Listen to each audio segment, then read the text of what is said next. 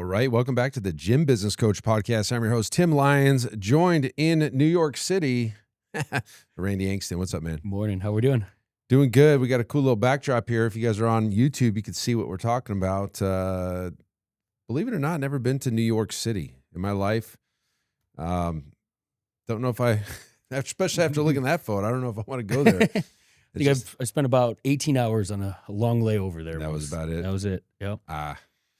What about you, Brian? You been to New York City? So the answer is no. Okay. So have you ever been? So none of us have been. Well, you were there for 18 hours. Anyways, people love it, or maybe you hate it. But anyways, cool backdrop. Guys, we've got a big growth summit coming up in June. This is our 8th annual FitProGrowthSummit.com. It's in Scottsdale, Arizona, June 25th through 27th, guys. We got Thomas Plummer, Tim Grover, Lindsay Vastola, Justin Kegley. I mean, we got a ton of people. Len Friedman, the CEO of Wellness Living, is going to be there. We got some great vendors, some breakout sessions. I highly recommend you guys check it out. We have a tiered pricing structure, so the prices go up the closer you guys get to the event. But this is a can't-miss event, guys. It's in June. It is going to be hot in Scottsdale. We were thinking about calling it Meltdown in the Desert because it is going to be sizzling.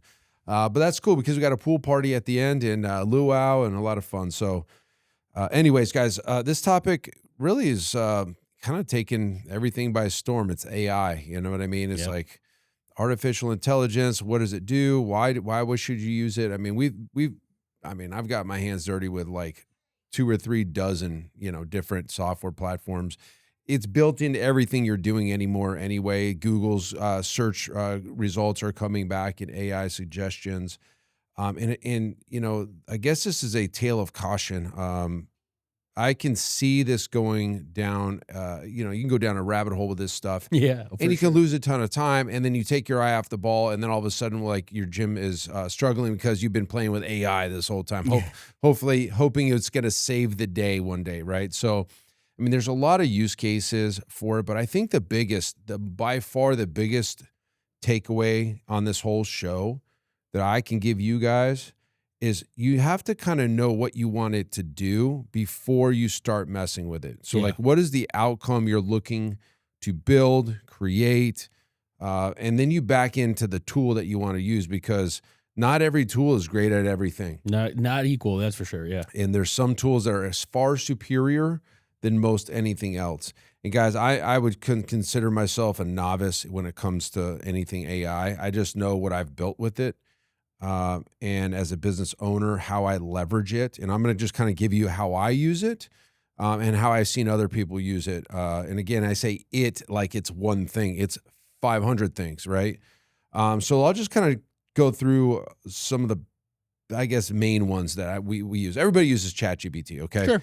I almost feel like ChatGPT is starting to become less relevant. It's interesting because these other agents and softwares, AI softwares, they're just beating the brakes off of this thing, and chat becomes like almost like a next best thing. Sure. So for example, let's just say you wanted to look at data, spreadsheets, P&Ls, projections, pro formas, whatever you have, like putting that into ChatGPT isn't going to be as great as, say, something like Claude. Yep. Claude is another AI software that is far superior at looking at numbers and data and spreadsheet and can push stuff to Google Sheets, and actually is a better writer that I believe than ChatGPT. Yeah, I think that's the biggest thing that most people realize right out of the gate using Claude. Is just the quality of the content that's created from a writing standpoint. It's more superior. It's less, I don't know if it's less AI feel. You know what I mean? Like ChatGPT is when you create content. First of all, let's kind of lay out a disclaimer. If you're going to use this, use it and treat it kind of like an assistant in your business or an intern. Don't copy and paste what chat is or AI is giving you verbatim. Sure. I definitely think that you should put it through your own voice. And even there are ways, obviously, of giving it some context. So it speaks your language. It kind of knows you. But even at that, there's like the M dashes, there's styles of writing that are easily picked up by the human element that it's generated by AI and it's just copy and paste. Yeah. Yeah. You're right. So I think using it as an assistant, as a tool is the only way to use it, because if you just, and I'll give you another example. We're doing a real estate project. I was doing pro formas on it, and I created this beautiful pro forma. I keep feeding it data, and then, I fed it some data, and then I go back and look, and all the numbers just didn't look right. Now, if you were just to take it as is and you try to present that to, say, an investor or bank or something, they're going to blow holes in that thing. Yeah. It was wrong. Yeah. And then you call out, hey, Claude, listen, this doesn't look right. What happened? Oh, the cells were mixed up, and it corrects itself. So, like, if you just copy and paste what any AI is going to give you, you're going to look stupid. Yeah. I mean, bottom line, you have to know what the end result is, or what it should be, or what should it feel like, especially when it comes to numbers. You could just look at something, you should know as a business, that doesn't look right. And then you just ask, the tool to go back and double check things. And sure enough, it finds the mistake. Oh, this cell was shifted by one and it doesn't look right. So again, word of caution, you'd never take it verbatim. Yeah. Eventually maybe when it gets there, but like, it's making mistakes. It hallucinates. It gives you things like, where did you get that? And you a lot of times have to keep correcting it. Mm-hmm. Hey, didn't I just tell you this? Oh yeah, you're right. You did just tell me that, but I decided not to do what you asked me to do. So, like, while it's awesome, it's an intern. While it's awesome, it's still like, you guys need to understand this isn't a cut and paste type of thing. And I just see it, laziness is taking over. It just writes it for you. You don't read it, and then you send it off, and it says something you don't want it to say. Sure. There's, I don't have a list in front of me, and I think if we were ever to do this episode again, I would love to kind of break down each one of these tools. However, I wanted to do this episode today because I wanted to speak to how to think about it. Because again, we have in our Iron Circle, we have a new, we call them circles. We have a new circle called the AI Circle. And I think one of the biggest takeaways after we got on there, it was like, what can it do? Mm-hmm. Instead of what does it do, what can it do? And so, like, the use case, I really use that word use cases. I think that's the first point you need to start. What is the use case of what I wanted this thing to do? Yeah, and I think truly those use cases should come from the business itself, right? Business needs. Yeah, exactly. You have to look at your business and decide, what am I trying to accomplish within my business? And is AI a solution that can help me fix this issue, right? So whether it's writing, copy for newsletters, blogs, whatever it may be, because you don't have that being done right now, great use case. You know what I mean? Is it data and interpretation of data and a dashboard? Great use case, because if you're not clear on the numbers of the business, there's a gap, right? Yeah. But you have to identify, from the business's needs, sure, how you can use it first. Otherwise, it's basically a glorified search engine. Yeah, that's probably the lowest use of it right now.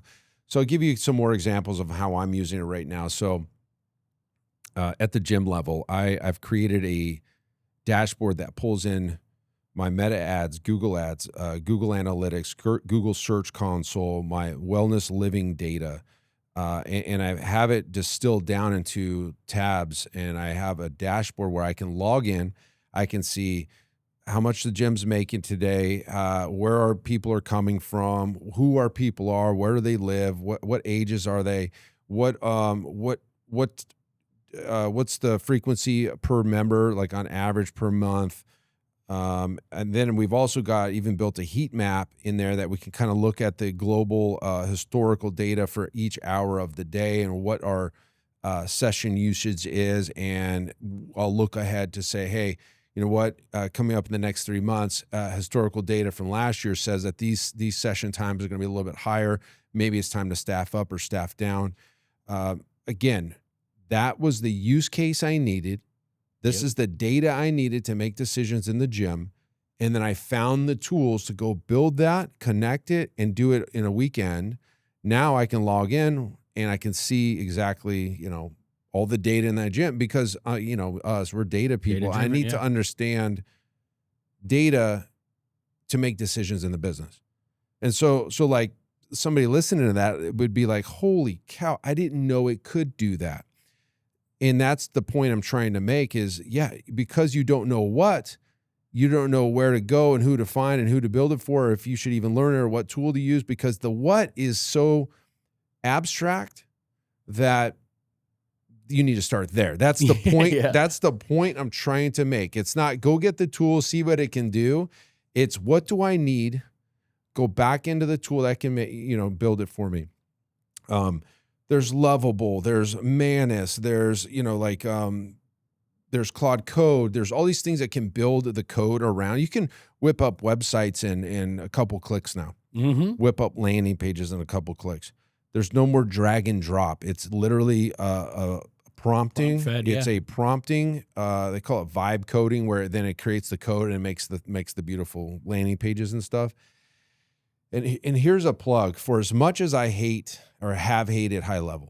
I just have hated it because of the way it came out, and all of the agencies got a hold of it and created their own thing and tried to say it was theirs. Like, that gave me a bad taste about HighLevel. And the other thing that I find very strange about HighLevel is anything that is created, they go off and create a hack for it. Like, they just rip it off. Like that I don't understand. But as a user, sure, somebody that can go in and buy a HighLevel account and now has the same dashboard as Lovable, and I can go build landing pages. And what I'm hearing from Matt, our AI circle guy, is you can now in HighLevel, as of like right now, say, I need a 5 email sequence with 3 text messages written for this thing with timers, and it will go click of a button. It will create the whole workflow for you and the landing pages in a voice prompt or in a text script prompt. No more drag and drop. And then it'll go create it with the copy, the timers, and then you could say, you could have it analyze your contacts and like how many people haven't opened an email in this amount of time. I would like a re-engagement sequence for those people, and it will just do it. That alone, that's the reason like I'm willing to now go ahead and look at HighLevel, because up until now, it just wasn't there for me. Mm-hmm. And, there's a lot of people that love it. Great, all good. But it's funny, like even the builder, right? The builder inside of HighLevel being top down, like vertical. And I couldn't figure out like why they would ever build it. Now there's an advanced builder that goes back to the way that I've always been used to in the Infusionsoft and Keep days. So just funny things. Like, again, these are tools. Now here's the caution, guys. Here's the whole point to this message. You can go down a rabbit hole and lose your entire day, week, months, and make zero progress in your gym because you've been tooling around with all this AI and you've got nothing to show for it. Mm-hmm. The thing that, I said this on a Voxer to the Iron Circle like a week ago, and I said, you know what? Part of me says, hey, am I the guy that should be going out and building this stuff? And the real answer is absolutely, because if you don't know what it can build, then you don't know who to hire, because eventually I'm not going to do it anymore, but I need to know how it's done and what happens in there. And plus I like it anyway, so it's not like that big of a deal. But at the end of the day, I've created last week alone 5 full-blown websites, SEO optimized with AI search engine results built into it, connected to Search Console and analytics with all of our pixels in there with Hyros and like beautiful sites. You've seen them. Oh, yeah. Beautiful sites. Wildly impressive. Yep. TimLyonsJr.com, ForrestDells.com, FitProGrowthSummit.com. Like all of these websites were built last week. Yeah. By me between 6 p.m. and 1 a.m. every night. And of course, that's not like great for me to be doing that. But like at the end of the day, look at all the production I created out of that. And it's only because I knew what I wanted and I backed into the tools that could do it. So again, guys, ChatGPT is like the tip of the iceberg at this point. Scratching the surface, yeah. There was a long time ago, I connected this thing called Fixer AI into my email. And because we have so many email addresses, it was pretty cool. It got cumbersome because we get so many emails, but it would so cool. It would join you on your Zoom calls. It would understand how you speak. Then when you got an email that needed a response, it would know that, respond for you in your voice, put it in drafts and let you know you got something you need to respond to. It's already written with your voice because it learns you. Mm-hmm. Then you could either edit it or just send it. Then you send it and it knows what the email said. And if it's not got a response yet, it will draft a follow-up to the person that hasn't responded back to you and say, hey, by the way, I sent this the other day, 3 days ago. Have you got a chance to look at it? So it knows what it says. It knows it's smart enough to be in your voice, who to respond to. And then, of course, it also categorizes it in like 10 different categories. Marketing, Yep. Needs attention, all these different categories, color-coded in our Outlook accounts or Gmail accounts. That's Fixer AI. That's an AI tool that plugs into something you're already doing and optimizes it. Another one, Motion, another great tool that we've been using for a long time. Motion, this ties into your Google Calendar and Outlook calendars.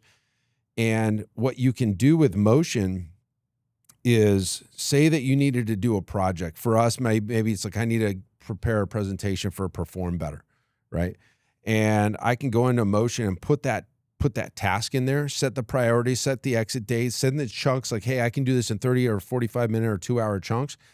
And then we'll go onto your own schedule and find the best places and break up that task and put it on your Google Calendar or Outlook calendar so that it optimizes your day. Yep. Love that one. Like, still use the hell out of it. What is going on, right? So there's all these tools.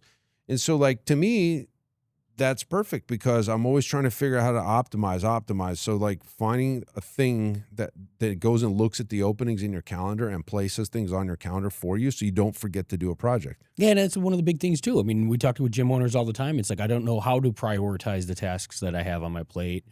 Motion. Motion, hands down, one of the best use cases of AI, that we've come across, and it does.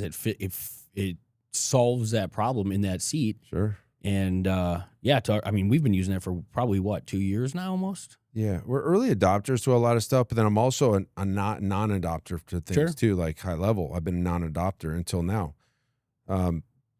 Not that I wish I would have, because we've solved our problems with it, but now like it's getting so good, like you would be not intelligent to not look at it. You know what I mean? And that's the thing. I mean, I think all of us have to have an understanding that AI is going to have an impact in all of our lives at some level. Mm-hmm. You can dismay it or just kind of toss it to the side and say, you don't want to go down that rabbit hole at all.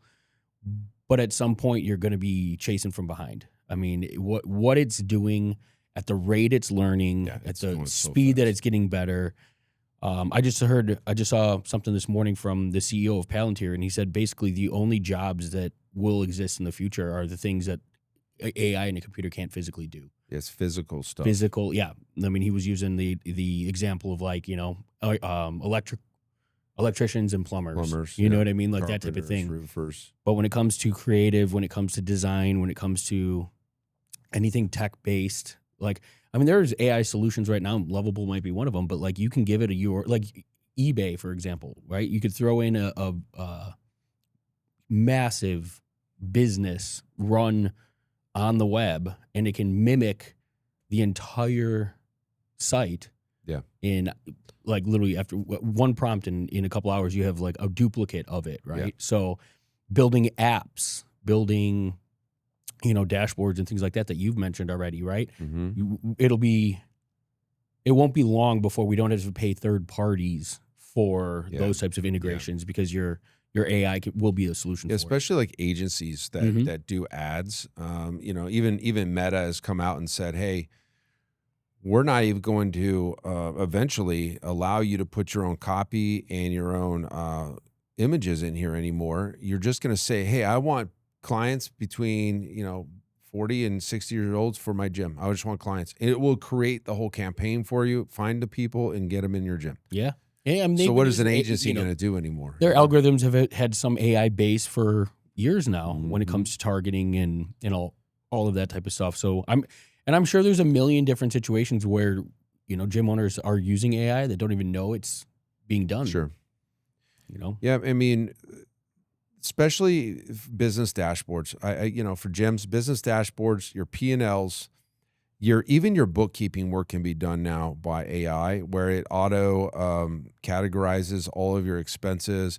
It warns you of like increased stuff. I'm using a personal finance software called Monarch. And Monarch, while it's not necessarily AI, is it's a tool where it ties into all of your financial dashboards, your bank accounts, your credit cards, all that stuff, and it creates categories for you. It's like a personal bookkeeper, and you can see as percentages where all of your money's going.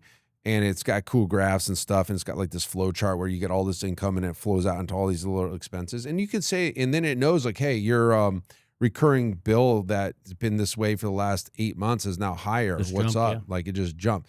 Things that you wouldn't notice, right, normally. And so again, tools on tools on tools. But here's the point, again, right back to the point of this podcast. It's like, if you don't know what you want to use it for, just figure that out first and then go back in to the tools. And you can even ask chat, I'm trying to build a dashboard for my company that plugs in all these outside sources so that I can log in at a glance and see where my business health is. What software do you recommend? And it'll tell you, probably Lovable or whatever, right? So it's just some really cool stuff out there, guys. And I think the point to this episode is that you need to be there. You can't let AI and refuse to be a part of this AI movement, especially for your businesses. It's not just an email or a social media posting, tool.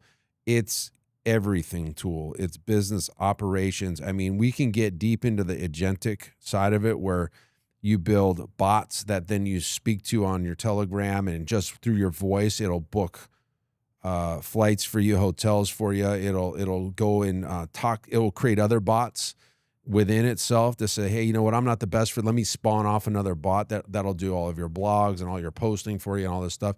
And you could do it from your couch. Yeah. You can do it from your couch. You were on the road the other day and you were editing it from the phone. I was doing it from my phone. Yeah. It's powerful. It's in your pocket.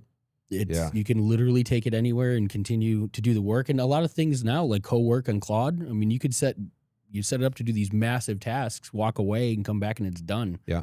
I tell it I'm going to bed. It's like, no worries, boss. I'll have this ready for you in the morning to review. And it's like, sweet, thanks, man. And you can turn your computer off and it's still running as a cloud computer. Yeah. So again, guys, I'm not the best at this, but I'm just, the point to the messages is like, know what you want to build, back into the tool. Don't just, tool around with it. You can lose a whole month of your life and still not have any outcomes. And cost. I mean, there's cost. There's definite cost to all these softwares. I think there's going to be a point in time where I think almost all of these tools are just going to live inside a HighLevel. It's wild to think that they can just hack all this stuff, but like, nothing's sacred anymore. They can just put it in there. And, I think the coolest thing though is just that voice prompt to build all your sequences for you. The drag and drop builders are gone. It's just a voice prompt voice or text, right? I'm just saying voice, but like you type it in, where in the past it was always like, bring this element down, write what you want it to say, manual, upload this photo, bring this over. Yeah. Now it's just absolutely ridiculous, guys. Go look at semiprivatepro.com. We built that on, that was last week. I built that whole website with all the other ones in the same amount of time. Yeah. I just did one website a night, every night, with back-end dashboards and everything else to it. It's just really slick, guys. So hopefully that kind of gets your wheels turning. This is a great time to be alive as a business owner because you got all these tools at your fingertips. And I mean, it's mind-blowing what's happening. And if you're not there, you're going to get passed up. But at the end of the day, guys, don't lose yourself in this stuff. Know what you want to build. Find the tools that can build it for you. And then eventually, and once then you could hire somebody out to do it. But like, the AI can just build itself. So as long as you can just talk or type, it's going to be able to do it for you guys. So anyways, mind-blowing stuff.